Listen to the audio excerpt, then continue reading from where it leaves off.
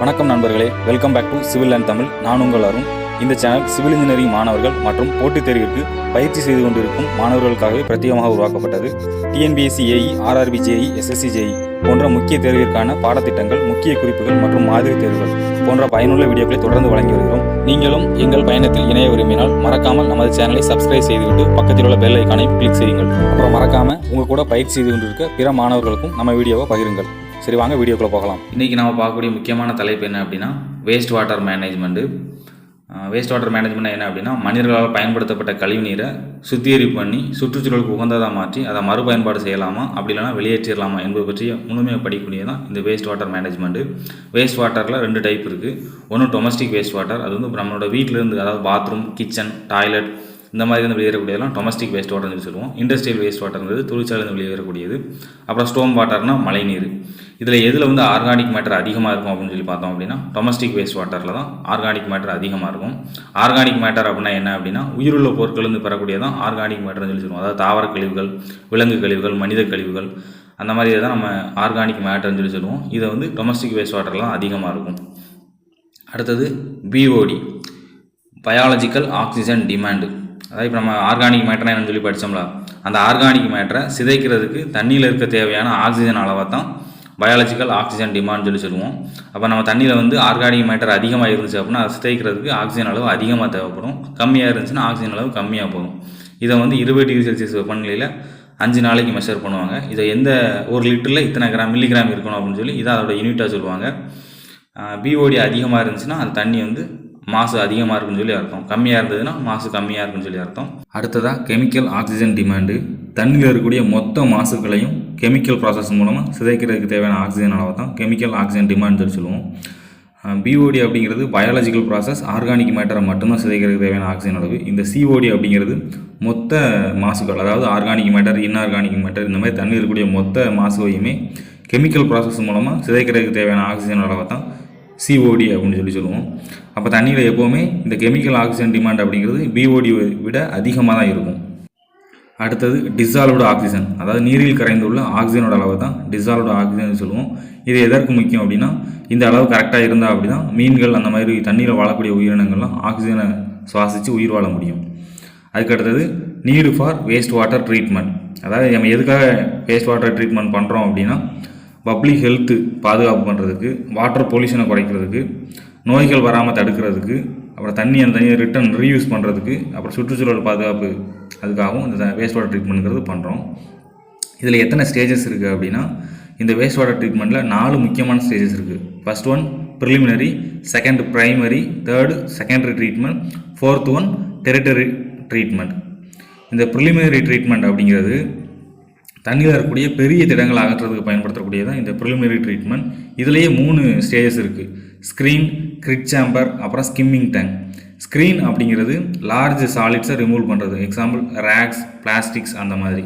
Grid chamber அப்படிங்கிறது sand, grid remove பண்ணுறது. Skimming tank அப்படிங்கிறது ஆயிலு, கிரீஸு இந்த மாதிரி தான் ரிமூவ் பண்ணுறது அந்த ஸ்கிம்மிங் டேங்க்.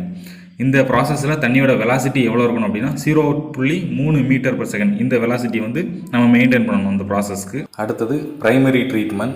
இந்த ப்ரிலிமினரி ட்ரீட்மெண்ட் முடிஞ்சதுக்கு அப்புறமா கிராவிட்டி மூலமாக இன்னும் சின்ன சின்ன பார்ட்டிகிள்ஸை செட்டில் ஆக வைப்பாங்க. செட்டில் ஆக வச்சு அந்த செட்டிலபிள் சாலிட்ஸை மட்டும் ரிமூவ் பண்ணிடுவாங்க. இதுதான் அந்த பிரைமரி ட்ரீட்மெண்ட் ப்ராசஸில் நடக்கிறது. இதில் வந்து பிஓடியோட மதிப்பை வந்து 30லேருந்து 35% குறையும். அப்புறம் இந்த ப்ராசஸ் முடிஞ்சதுக்கப்புறமா செகண்டரி ட்ரீட்மெண்ட்டுக்கு அனுப்பக்கூடிய தண்ணியை வந்து பிரைமரி எஃபுலண்ட் அப்படின்னு சொல்லி அர்த்தம். இதுலேருந்து நம்ம வேஸ்டேஜ் வெளியே எடுத்தோம் பார்த்தீங்களா, செட்டில்டு மெட்டீரியல், அதுக்கு பிறகு பிரைமரி ஸ்லட்ஜ் அப்படின்னு சொல்லி சொல்லுவாங்க. நண்பர்களே, இந்த நோட்ஸ் வந்து எக்ஸாமுக்கு முக்கியமான பாயிண்ட்ஸை மட்டும் எடுத்து ஒரு ஷார்ட்ஸ் நோட்ஸை தான் நம்ம ஏற்கனவே கொடுத்துருக்குறோம். நீங்கள் இதிலேருந்து நான் சில பாயிண்ட்ஸை ஸ்கிப் பண்ணுறேன் அப்படின்னு சொல்லி ஸ்கிப் பண்ணாதீங்க. ஏன்னா எல்லா பாயிண்ட்டுமே முக்கியமானதான், டேரக்ட் கொஸ்டினாகவே கேட்பாங்க. எக்ஸாம்பிளுக்கு சொல்லணும் அப்படின்னா, நம்ம ப்ரைமரி ட்ரீட்மெண்ட்டில் வந்து பிஓடி ரிடக்ஷன் வந்து எவ்வளோ % குறைக்கிறாங்க அப்படின்னு சொல்லி கேட்பாங்க. ப்ரைமரி ட்ரீட்மெண்ட்லேருந்து வெளியேற்றக்கூடிய நீருக்கு பேர் என்ன, ப்ரைமரி எஃபுலண்டா அல்லது ப்ரைமரி ஸ்லட்ஜா, இந்த மாதிரி எல்லாமே முக்கியமான பாயிண்ட்ஸ் தான். நீங்கள் இதில் எதையுமே ஸ்கிப் பண்ணாதீங்க, எல்லாத்தையுமே படித்து வச்சுக்கோங்க. அடுத்தது ரொம்ப முக்கியமான செகண்டரி ட்ரீட்மெண்ட். ஆர்கானிக் மேட்டர் அதிகமாக ரிமூவ் பண்ணுறது இந்த செகண்டரி ட்ரீட்மெண்ட்டில் தான். பிஓடி ரிடக்ஷன் அதிகமாக பண்ணுறதும் இந்த செகண்டரி ட்ரீட்மெண்ட்டில் தான். இதில் 2 ப்ராசஸ் இருக்குது. ஒன்று ஆக்டிவேட்டட் ஸ்லட்ஜ் ப்ராசஸ், அப்புறம் ட்ரிக்லிங் ஃபில்டர். இந்த ஆக்டிவேட்டட் ஸ்லட்ஜ் ப்ராசஸ் அப்படிங்கிறது ஒரு ஏரேஷன் டேங்கில் கழிவுநீர் உள்ளே வந்ததுக்கப்புறமா O2 சப்ளை கொடுக்கணும். அதில் இருக்கக்கூடிய நுண்ணுயிர்கள் எல்லாமே அந்த ஆர்கானிக் மேட்டரை சிதைச்சதுக்கப்புறமா மீதி இருக்கக்கூடிய கழிவுநீரில் பாதி வேஸ்ட்டாகவும் பாதி ரிட்டன் திரும்பவும் அந்த ஏரேஷன் டேங்குக்கே அனுப்பப்படும். ஏன்னா அந்த ஸ்லட்ஜில் வந்து நன்மை தரக்கூடிய நுண்ணுயிர்கள் நிறைய இருக்கிறதுனால அது வந்து அந்த ஏரேஷன் கொடுக்குறதுக்கும் அந்த வினையை துரிதப்படுத்துறதுக்கும் ரொம்பவே உதவியாக இருக்கும். அதனால் பாதி ஸ்லட்ஜ் வந்து ரிட்டன் ஏரேஷன் டேங்கே அனுப்புவாங்க. அடுத்தது ட்ரிக்லிங் ஃபில்டர். ஸ்டோன் அப்படின்னா பிளாஸ்டிக் மீடியமில் நுண்ணுயிரிகளை செயற்கையாக வளர்ப்பாங்க. அந்த நுண்ணுயிரிகள் வந்து இயற்கையாகவே ஆக்சிஜனை ப்ரொடியூஸ் பண்ணும். ஸோ இந்த ட்ரிக்லிங் ஃபில்டர் அப்படிங்கிறது ஒரு ஏரோபிக் ப்ராசஸ். ஆனால் நம்ம மொதல் பார்த்த ஆக்டிவேட்டட் ஸ்லட்ஜ் ப்ராசஸ்க்கு நம்ம தான் O2 சப்ளை கொடுத்தோம். இதுக்கு வந்து அது தேவையில்லை, இயற்கையாகவே ஆக்சிஜன் கிடைக்கும். அதே மாதிரி ஆக்டிவேட் ஸ்லட்ஜை கம்பேர் பண்ணும்போது இது கம்மியாக தான் எனர்ஜியும் நமக்கு தேவைப்படும். அப்புறம் கடைசியாக டெரிட்டரி ட்ரீட்மெண்ட். செகண்டரி ப்ராசஸ் முடிஞ்சதுக்கப்புறமா எஞ்சிருக்கக்கூடிய மிக நுண்ணிய மாசுகள் நீக்கிறது தான் இந்த டெரிட்டரி ட்ரீட்மெண்ட். இதை வந்து அட்வான்ஸ்டு ட்ரீட்மெண்ட் அப்படி இல்லைன்னா பாலிசிங் ட்ரீட்மெண்ட் சொல்லுவாங்க. இதில் 4 மெத்தட் இருக்குது. First one filtration. Secondary treatment முடிஞ்சதுக்கு அப்புறமாவும் நீரில் மேலே மிதந்துட்டு இருக்கக்கூடிய மாசுகளை மணல் வடிகட்டி மூலமாக நீக்கிறது தான் ஃபில்ட்ரேஷன். அப்புறம் நியூட்ரியன் ரிமூவல்னா தண்ணியில் இருக்கக்கூடிய நைட்ரஜன், பாஸ்பரஸ் போன்ற சத்துக்களை ரிமூவ் பண்ணுறது தான் நியூட்ரியன் ரிமூவல். இப்படி பண்ணலை அப்படின்னா தண்ணியில் வந்து பாசி படிஞ்சு நியூட்ரோஃபிகேஷன் ஏற்படுறதுக்கு வாய்ப்பு இருக்கும். அதுக்கப்புறமா ஆக்டிவேட்டட் கார்பன். தண்ணியில் இருக்கக்கூடிய தேவையற்ற நிறம், மனம், அப்புறம் ஆர்கானிக் மெட்டீரியலை ரிமூவ் பண்ணுறதுக்கு தான் அந்த ஆக்டிவேட்டட் கார்பன் பயன்படுது. அப்புறம் டிஸ்இன்ஃபெக்ஷன். தண்ணியில் இருக்கக்கூடிய கிருமிகளை அழிக்கிறதுக்கு தான் டிஸ்இன்ஃபெக்ஷன் சொல்லுவாங்க. இந்த டிஸ்இன்ஃபெக்ஷனில் 4 முறைகள் இருக்குது. First one chlorination. குளோரினேஷன் அப்படின்னா நம்ம முனிசிபாலிட்டியில் நார்மலாக காமனாக தான் பண்ணுவாங்க. அதாவது தண்ணியில் வந்து குளோரின் பவுடர் கலக்கிறது மூலமாக தண்ணியில் இருக்கக்கூடிய வைரஸ் அப்புறம் பாக்டீரியாவை அழிக்கிறது. இதுதான் ரொம்ப எஃபெக்டிவான மெத்தடு. அதுக்கப்புறம் ஓசோனேஷன் அப்படின்னா தண்ணியில் ஓசோன் வாயு செலுத்துறது மூலமாக வைரஸ் பாக்டீரியாவை அழிக்கிறது. யூவி ரேடியேஷன்னா வேதியியல் சேர்மம் எதுவுமே சேர்க்காம புரோதா கதிர்களை மட்டும் பயன்படுத்தி அதில் இருக்கக்கூடிய கிருமிகளை அழிக்கிறது. அப்புறம் இந்த ஸ்லட்ஜ் டைப்ஸை பார்த்துக்கோங்க. பிரைமரி ஸ்லட்ஜ் அப்படிங்கிறது எங்கே உருவாகிறது அப்படின்னா பிரைமரி செடிமெண்டேஷனில் வரக்கூடிய கழிவுகளுக்கு பேர் தான் இந்த பிரைமரி ஸ்லட்ஜ். செகண்டரி ஸ்லட்ஜ் அப்படிங்கிறது ஆக்டிவேட்டட் ஸ்லட்ஜ் ப்ராசஸில் உருவாகக்கூடியது. இது ரெண்டில் எதில் ஆர்கானிக் மேட்டர் அதிகமாக இருக்கும் அப்படின்னா இந்த செகண்டரி ஸ்லட்ஜ் ப்ராசஸ் தான். ஓகே நண்பர்களே, கழிவுநீர் சுத்திகரிப்பு முறை பற்றி தேர்வுக்கு தேவையான முக்கிய தகவல் எல்லாத்தையுமே நம்ம பார்த்தாச்சு. மத்திய மாசு கட்டுப்பாட்டு வாரியம் கழிவுநீரில் சில விதிகள் கொடுத்துருக்கு. அதாவது BOD மதிப்பு இவ்வளோதான் இருக்கணும், COD மதிப்பு இவ்வளோதான் இருக்கணும் அப்படின்னு சொல்லி சில விதிமுறைகள் கொடுத்துருக்கு. அதை பற்றி நான் அந்த வீடியோவில் சொல்லலை, ஏன்னா அதை பற்றி நம்ம ஏற்கனவே ஒரு வீடியோ போட்டாச்சு.